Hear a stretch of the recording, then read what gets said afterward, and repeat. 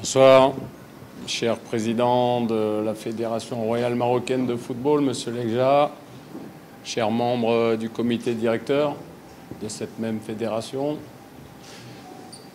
chers médias, ici devant nous.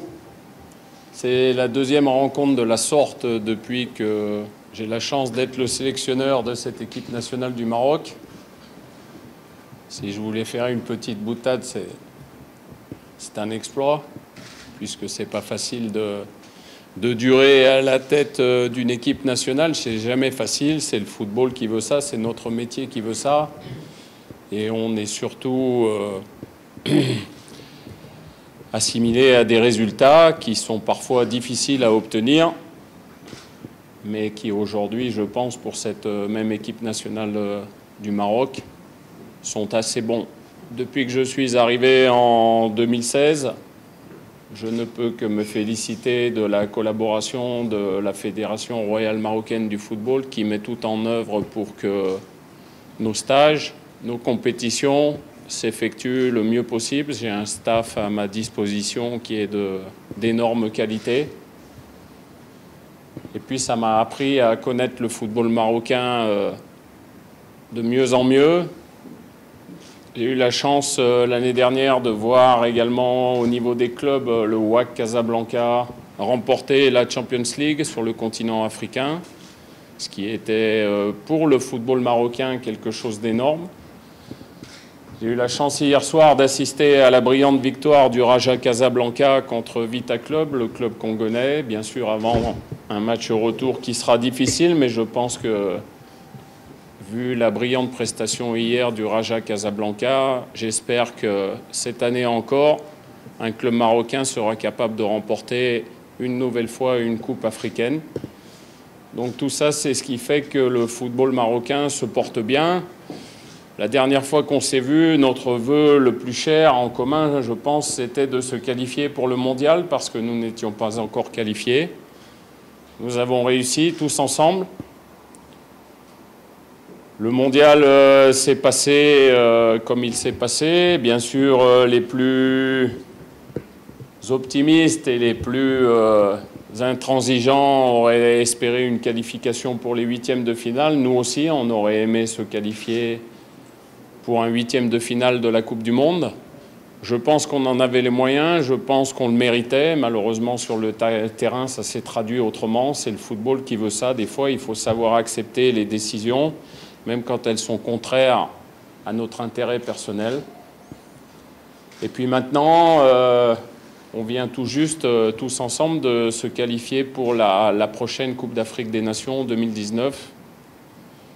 C'est un nouveau, très grand objectif. J'ai la chance personnellement d'avoir disputé déjà les 6 dernières Coupes d'Afrique des Nations. Et je sais ô combien il est difficile d'atteindre l'objectif suprême, l'objectif qui bien sûr sera dans la tête de tous les Marocains et bien sûr dans la nôtre aussi, puisque c'est un objectif qu'il faut aller chercher.